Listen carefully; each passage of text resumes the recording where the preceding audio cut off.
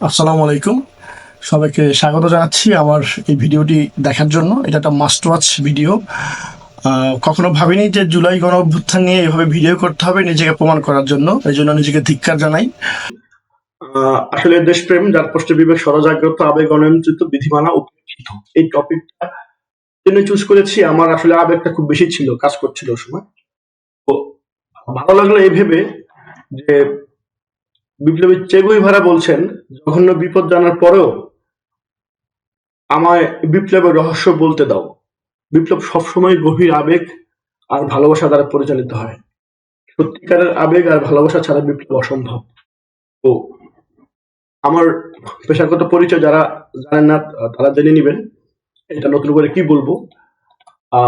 আমার সরকারি চাকরিজীবী থেকে বিপ্লবী হয়ে ওঠার প্রেক্ষাপট, তো এগুলো পড়ে নিবেন।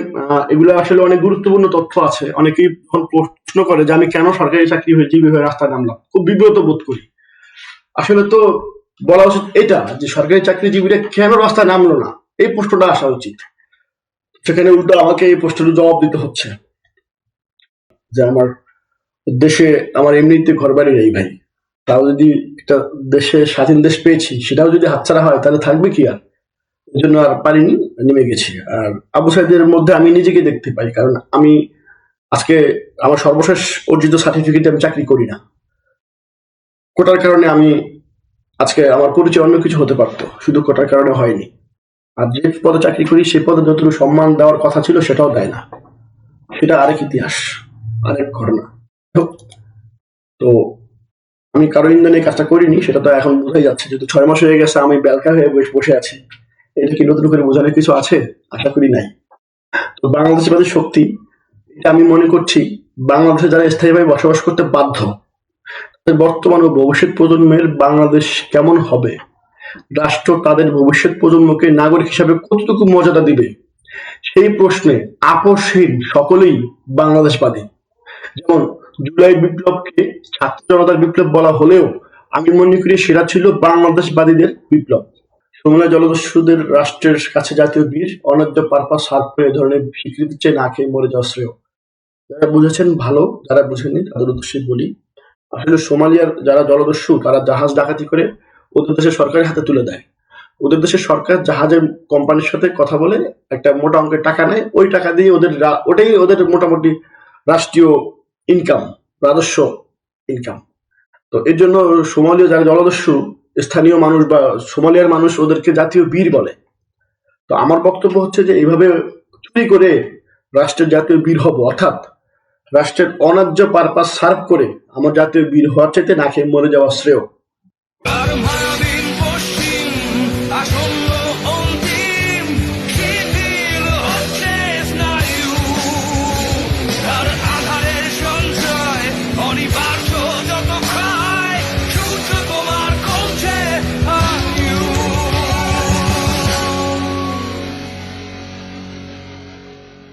তুমি নামতে নামতে নামতে থামবে কোথায়?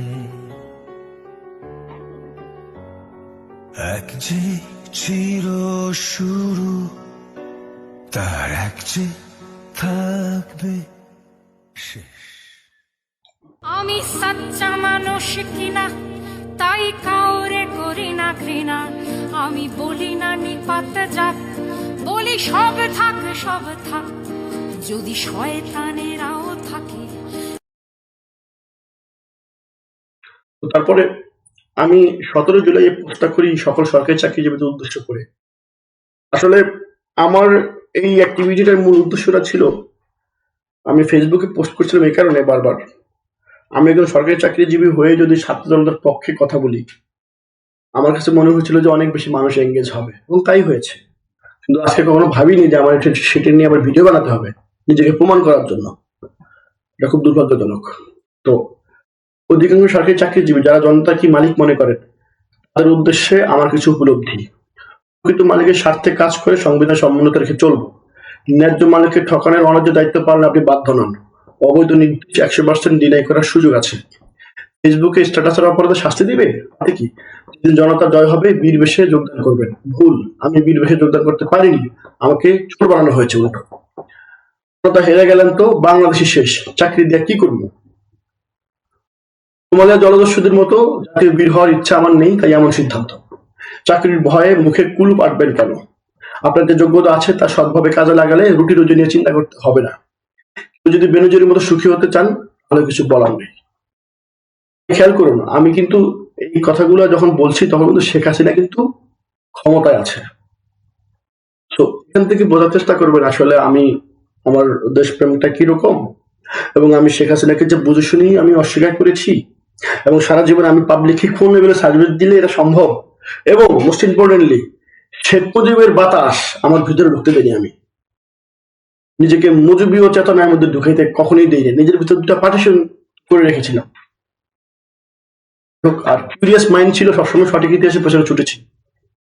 তো আমি এই যে মিনিটগুলা আসলে ক্র্যাকডাউনের অবস্থা কি যেটা ভয়াল ছিল আমার সময়গুলা, যখন ইন্টারনেট বন্ধ করে দেয়। তো ইন্টারনেট বন্ধ করার পরে যখন 26 জুলাই অফিস খোলার পরপরই আমাকে প্রথমেই অফিসে ঠিকাদার কয়েকদিন উপস্থিত হয় আওয়ামী লীগের।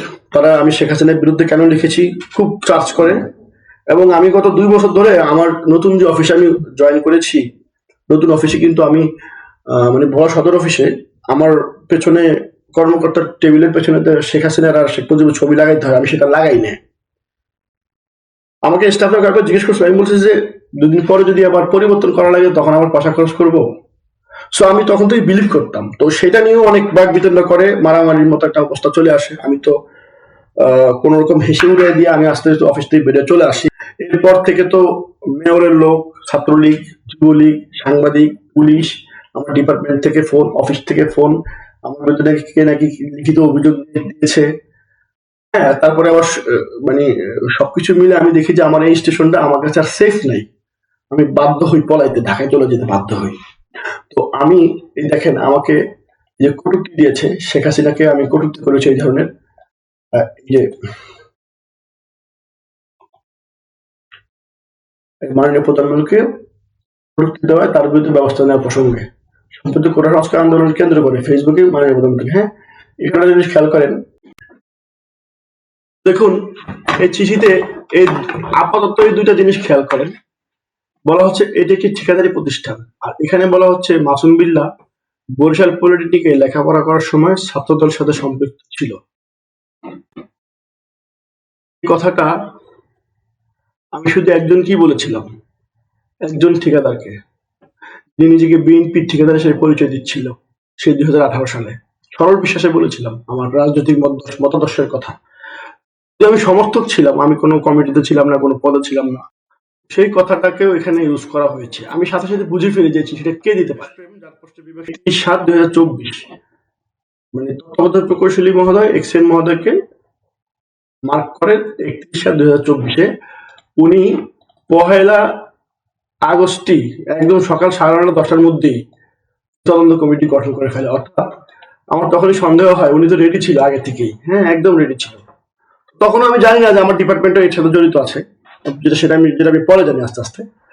তো এখানে দেখুন 5 কর্মদিবস সময় দেওয়া হয়েছে, অর্থাৎ শেখ হাসিনা যদি আমার 5 তারিখে না ভাগতো 6 তারিখে আমাকে এই রিপোর্টটা দেওয়া হতো। আর এই রিপোর্ট দিলে ন্যূনতম ধরেন আমাকে যদি সর্বোচ্চ মার্কসিও করে, আমি কি চাকরি করতে পারতাম? না। আমি কি বাইরে কিছু করে খেতে পারতাম? না। তো এটাও আমার সংসার, আমার পরিবারকে হত্যা করার সমান, কারণ আমি আওয়ামী লীগের লোকজন।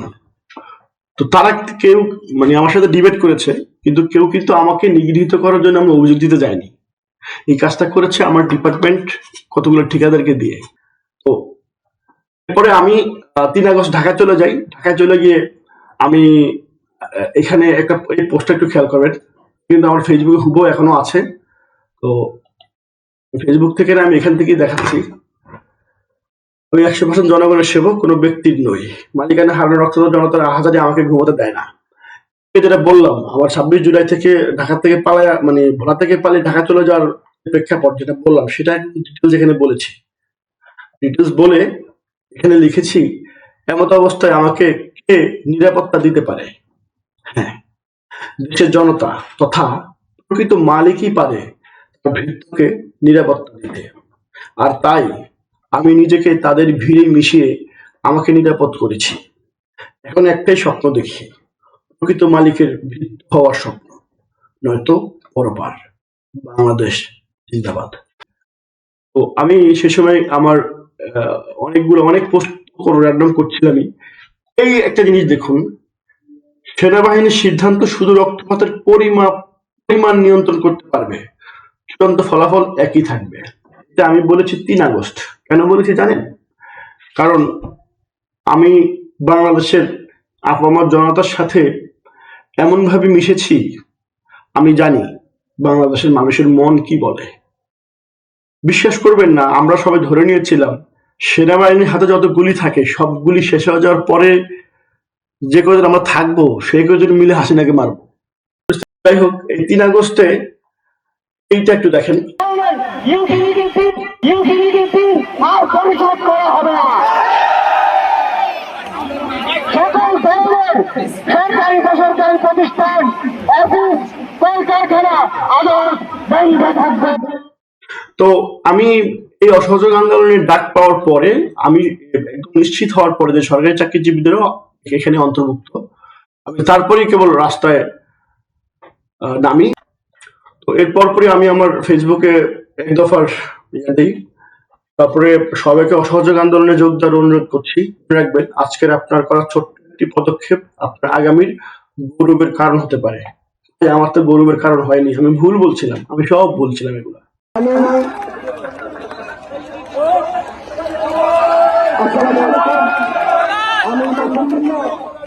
আমি গণপ্রজাতন্ত্রী বাংলাদেশ সরকারের একটা উপজেলার জনস্বাস্থ্য প্রকৌশলী সেক্টরের উপজেলা প্রকৌশলী হিসাবে কর্মরত আছি। আমার ভাই, আমার বন্ধু, আমার ছোট ভাইটা রক্ত আমাকে আজকে এখানে নিয়ে আসছে। আমি ইস্তেফতার হাসিনা দফা 1 দাবি। ধন্যবাদ সবাইকে। আসসালামু আলাইকুম। 4 আগস্ট ঢাকায় অবস্থানরত প্রাইভেট বিশ্ববিদ্যালয়ের 11 জন বন্ধুবান্ধব নিয়ে রামপুরা ব্রিজ এলাকাতে ছাত্র জনতার কাছে গিয়ে একত্রতা ঘোষণা করি এবং রাস্তায় প্রকাশ্য হই। তারপরে বিভিন্ন অ্যাক্টিভিজমের মধ্যে নিজেকে নিয়োজিত করি। এখানে গ্রাফিক অঙ্কন করি।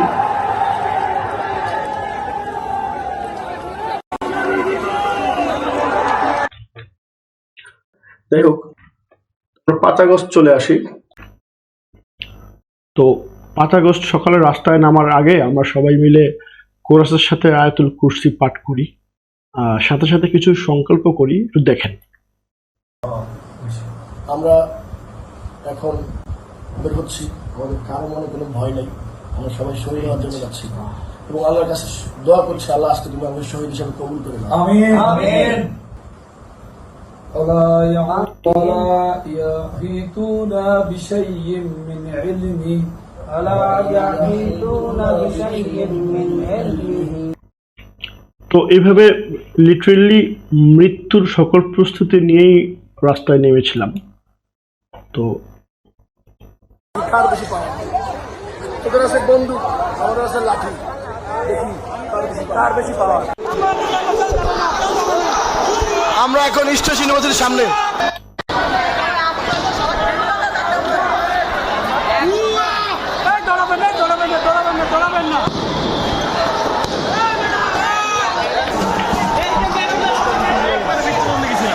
থানায় ঢুকে গেছে পুলিশ। তো সেদিন পুলিশ এত গুলি করেছে ধারণার বাইরে ছিল। আমার 10-12 বারের মতো টিয়ার শেল বিদ্ধ হই, মানে আগুন জ্বালিয়ে তারপরে নিজেকে মানে সেভ করি। এটা ভীতিকর একটা অবস্থা। তো কিছুক্ষণ পরে আমাদের গায়ে গুলি লাগে। সরা গুলি তো ছোট ছোট গুলি তো লাগেই, কিন্তু আমার বন্ধুর ঠিক মাঝ বরাবর কপালে রাবার বুলেট বিদ্ধ হয়। দেখেন, আমার বন্ধু গুলি লেগেছে। এগুলো ব্যাপার না, এগুলো কোনো ব্যাপার না, এগুলো কিচ্ছু না। এই যে আমরা পড়ে গেছি, আমার এখানে লেগেছে, এগুলো কিচ্ছু না, এগুলো ব্যাপার না। ওহ মাই গড, টিয়ারশেল বিদ্ধ হই আমি ওই সময়। দাঁড়ান, এটা দাঁড়ান।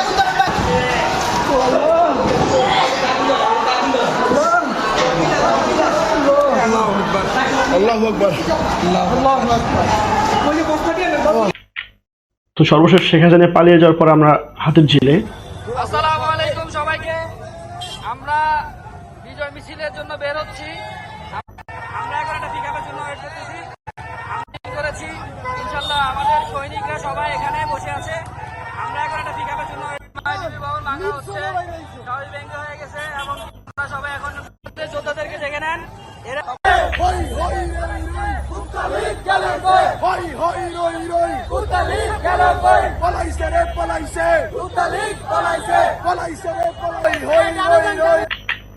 এটা আসলে আমরা পিকআপে করে ঢাকা শহরে ঘুরতে বের হই, শেষ পর্যন্ত সংসদ ভবনে যাই। সংসদ ভবনে গিয়ে সেখান থেকে গণভবনে যাই। গণভবনের ভিতরে ঢোকার সাহস পাইনি, আর ভিতরে ঢোকার সাহস পাইনি। খুব বাজে একটা অবস্থা ছিল।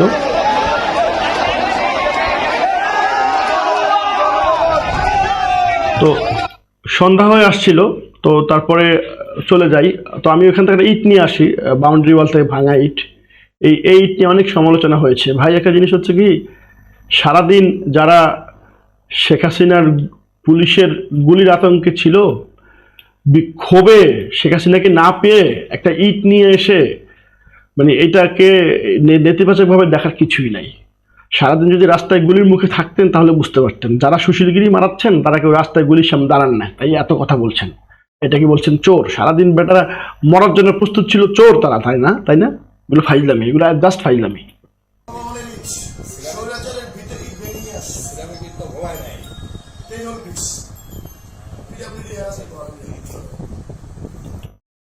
তো এটাকে আবার আমাকে আমার নির্বাহী প্রকৌশলী আমাকে বলছিল আমি নাকি রাষ্ট্রীয় সম্পদ লুট করে নিয়ে আসছি। যাই হোক, একটা ইট, এটার দাম হয়তো 15 টাকা, আমি এটার ঐতিহাসিক মূল্য করেছি 2 লাখ টাকা, আরও বেশি। এটা আমার ভবিষ্যৎ প্রজন্ম দেখবে, কয়েক লক্ষ টাকা এটা আমার কাছে দাম। জীবনের বিনিময়ে নিয়ে আসছে, এটা নিয়ে আমার কোনো ইয়া নেই। তো কর্তৃত্ববাদী শক্তির বিরুদ্ধে সবাইকে ঐক্যবদ্ধ থাকার আহ্বান রইল। ধন্যবাদ সবাইকে। আর আরেকটা বিষয়, আমার 5 আগস্টের পরে আমার সাথে যে অপরাধগুলো হয়, আমি তো 5 আগস্টের আগে অল্প একটু বলেছি, জাস্ট কটূক্তি দেওয়া। আরও একটা ঘটনা আছে, 2টা ঘটনা, সেটা বলিনি। তো পরবর্তী যে পর্ব আসতেছে সেটা হচ্ছে ষড়যন্ত্রের অদ্যপান্ত, সেটা দেখবেন। আশা করি দেখলে বুঝতে পারবেন যে আসলে কি ধরনের অপরাধগুলো আমার সাথে করেছে। এবং তারপরে আসবে লুটেরাদের আদ্যপান্ত, লুটেরাদেরকে নিয়ে ডিটেইলস বলবো একটা একটা করে। তো সবাই দেখার আমন্ত্রণ রইল। ধন্যবাদ। আসসালামু আলাইকুম।